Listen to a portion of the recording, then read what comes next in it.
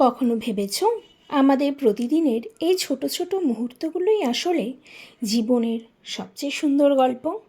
বঙ্গাল তানি ভ্লগসে তোমাদের সবাইকে অনেক ভালোবাসা আর স্বাগত। আজকে সকালটা শুরু হলো একদম শান্ত মায়াবী সূর্যোদয়ের আলো দিয়ে। এই নরম আলো, চারপাশে নীরবতা মনে এক অদ্ভুত শান্তি এনে দেয়, যেন নতুন করে আবার সব শুরু করার একটা সুযোগ।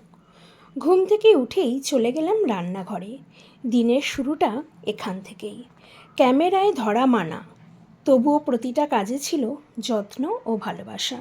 তারপর হাজব্যান্ডের জন্য সুন্দর করে টিফিন গুছিয়ে দিলাম। এই কাজগুলোর মধ্যে থাকে আলাদাই তৃপ্তি, দায়িত্ববোধ আর ভালোবাসা। এই ছোট ছোট মুহূর্তগুলোই সম্পর্ককে আরও অনেক বেশি গভীর করে তোলে। তিনি বেরিয়ে যাবার পর ঘরটা হঠাৎ করেই একদম শান্ত হয়ে যায়। এই সময়টা শুধু আমার নিজের জন্য। এক কাপ গরম চা নিয়ে চুপচাপ বসে থাকলাম। চায়ের ধোঁয়া আর সকালের নীরবতা মনটাকে একদম শান্ত করে দেয়। তারপর জানলাটা খুলে দিলাম। বাইরের টাটকা হাওয়া, সকালের আলো ঘরের ভেতর এক নতুন সতেজতা এনে দিল। এরপর শুরু হলো দিনের ছোট ছোট কাজগুলো, যেমন বালিশ গোছানো, বিছানা ঠিক করা। এই ছোট ছোট কাজগুলোতেই যেন একটা আলাদা পরিপূর্ণতা আছে। তারপরে একটু সময় দিলাম নিজের জন্য। হালকা ব্যায়াম করলাম। নিজেকে সুস্থ আর ভালো রাখার এই ছোট্ট চেষ্টাটুকু খুব দরকার। এরপর যে জামা কাপড়গুলো কাচবো সেগুলোকে আলাদা করে নিলাম। এরপরে বিছানার চাদরটাকে বেশ ভালো করে টান টান করে নিলাম।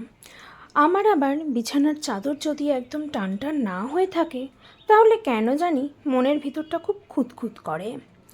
আমি বিছানায় যখন বসিও তখনও নামার পর চেষ্টা করি বিছানাটাকে টান টান করে সুন্দর করে রাখতে। আর এই যে বিছানার চাদরটা দেখছো, এই বেড কভারটা আমাকে আমার ভাই দিয়েছিল ভাইফোঁটাতে। কেমন হয়েছে তোমরা অবশ্যই জানিও। এর সঙ্গে দুটো পিলো কভারও রয়েছে। কুশনগুলোকে সুন্দর করে রোদ্রে দিয়ে দিলাম, কারণ আমাদের পূর্ব দিকে জানলা রয়েছে, আর এই জানলা দিয়ে সকালবেলায় খুব সুন্দর রৌদ্র ঘরের মধ্যে প্রবেশ করে। আর ঘরটাও একটু ভালো করে ঝাড় দিয়ে নিলাম। এই সাধারণ কাজগুলোর মধ্যেই লুকিয়ে থাকে এক ধরনের শান্তি। আর দেখবে ঘর যদি পরিষ্কার থাকে তাহলে মনটাও বেশ ভালো লাগে। সব কাজের পর স্নান করে একদম ফ্রেশ হয়ে নিলাম। তারপর নিজেকে একটু সময় দিলাম। ক্রিম, সানস্ক্রিন লাগালাম। নিজেকে সুন্দর করে গুছিয়ে রাখতে আমার কিন্তু সত্যি ভীষণ ভালো লাগে। তারপর জামা কাপড়গুলো মেলে দিলাম। রোদে দুলতে থাকা জামা কাপড়গুলো যেন দিনের গল্প বলছে। এরপর এলো আমার দিনের সব থেকে প্রিয় সময়। ঠিক ধরেছ, গোপালকে স্নান করাবার সময়। গোপালকে স্নান করিয়ে নিলাম, সেবা দিয়ে দিলাম।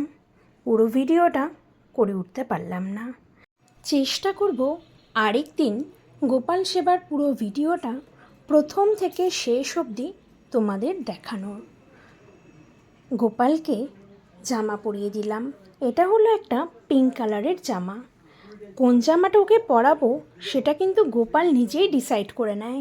ঠিকই বলেছ, সেটা আমার মনের মধ্যে দিয়েই গোপালের ডিসিশনটা পূর্ণতা পায়।